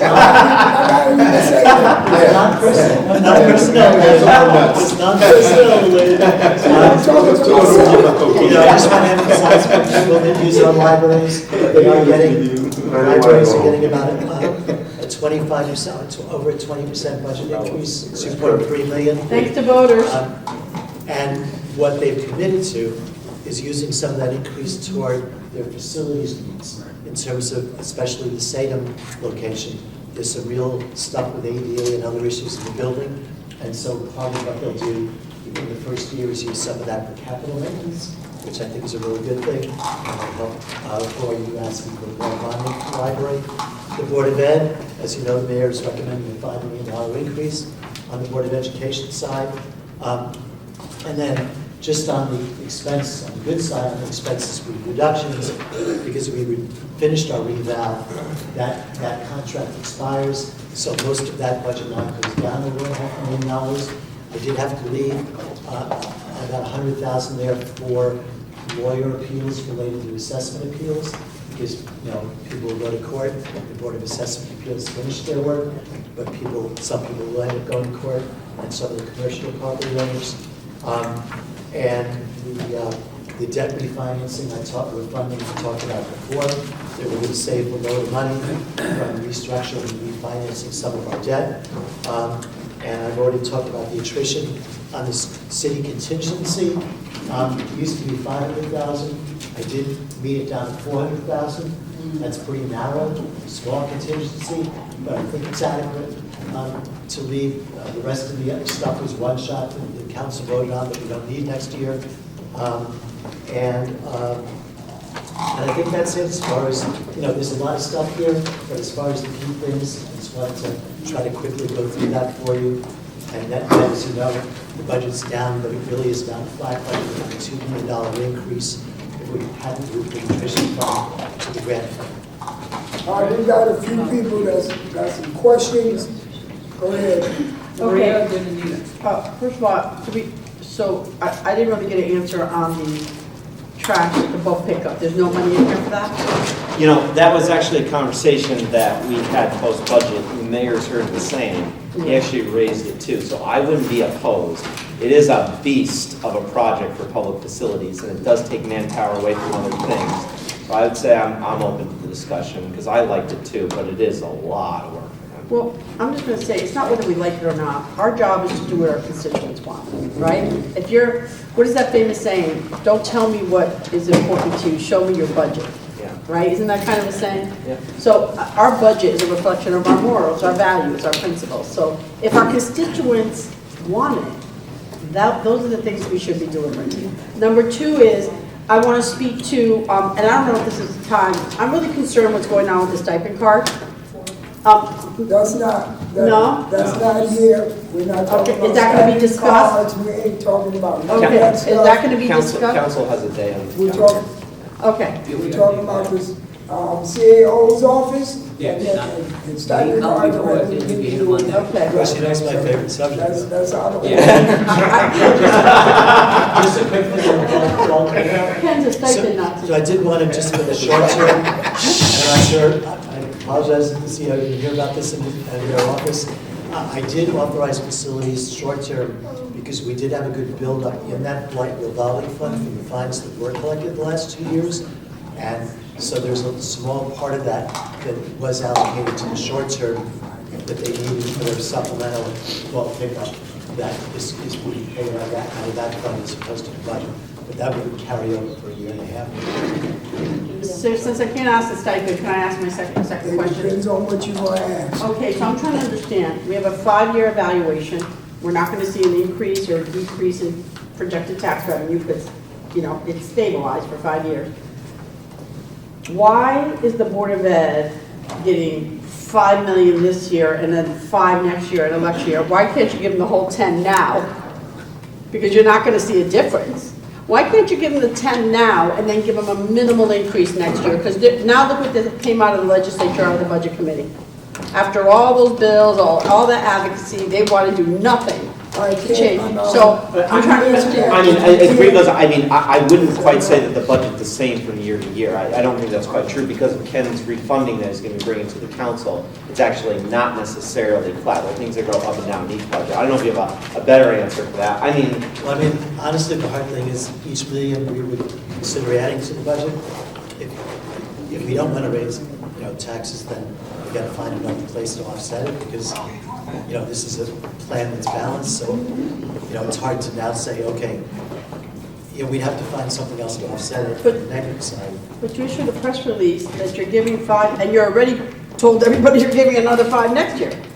So if it's there now. Just talked about this. in order to honor that request, sounds like the mayor and Ken and whoever have to get to work to figure out how that extra 5 million is going to be funded. That's a year-to-year battle. I mean, the budget is a year-to-year battle. That's right. That's $5 million on top of COLA increases, utility increases, healthcare partnership plan increases, etc.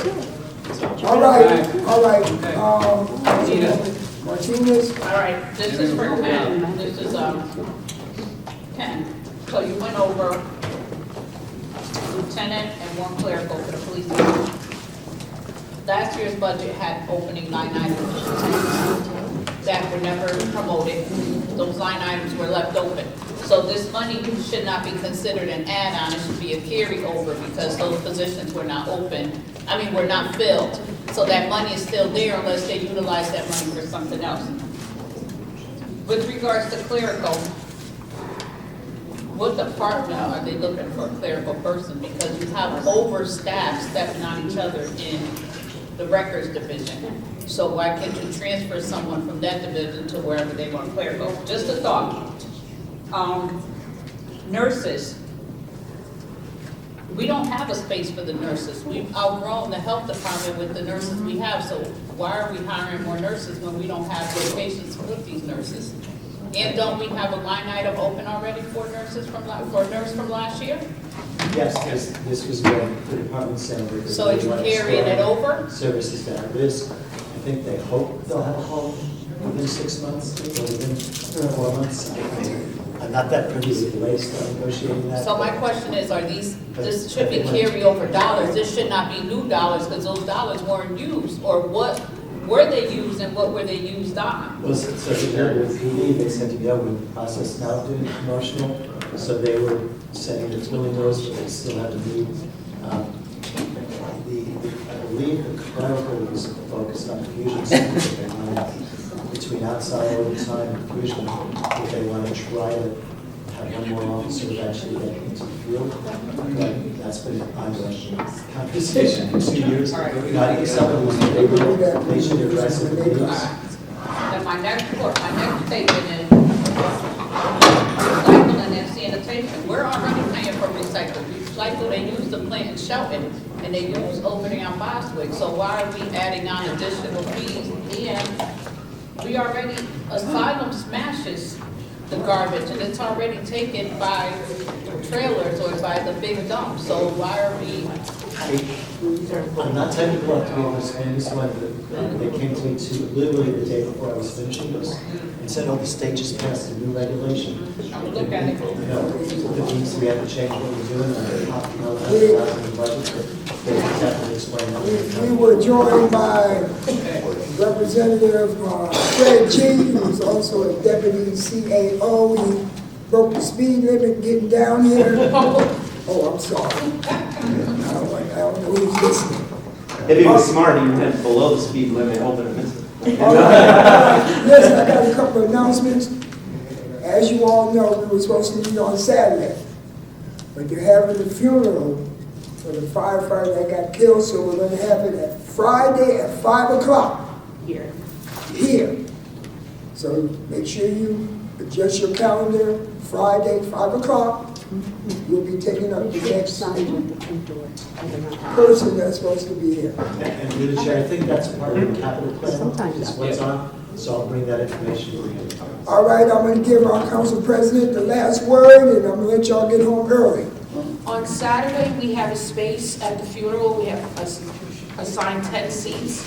So when you come, we will have council row to be there for that funeral, so please come early and on time. We did have some black armbands. I don't know, I gotta find mine, but it would be nice. If we can find it, if we still have it, try to wear it. Because he was an employee of the City of Bridgeport. And we wanna, pay our due respect to him and his family, okay? All right, if all minds are clear, can I get a motion? Motion, to adjourn. Can I get a second? All those in favor? Everybody have a good evening. Fred, you should have went home, man.